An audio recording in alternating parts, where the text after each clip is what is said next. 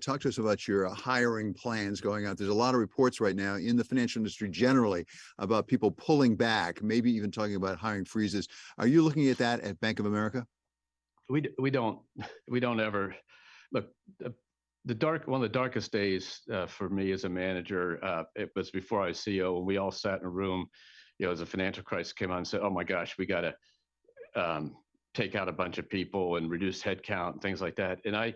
And ultimately, I almost became one of those headcount as the story went on, and then took a different job and stayed with the company, became CEO. But it's just not what we do. So we plan headcount literally by month for 3 straight years out, and so we can always adjust our hiring and thought to bring the headcount in. And so the job is, when I became CEO, we had 285,000 people. We have 208,000 or so, 209,000 today. So think about that. Yeah.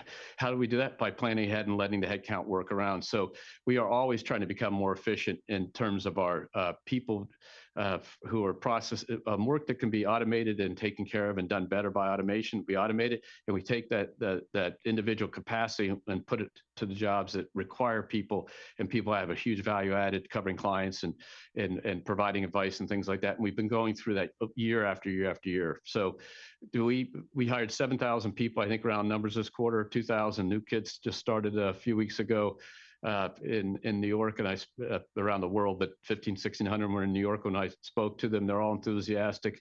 And net, we came down 700 headcount in the quarter. That's how we keep expenses flat, by managing the headcount in an aggregate basis across pieces.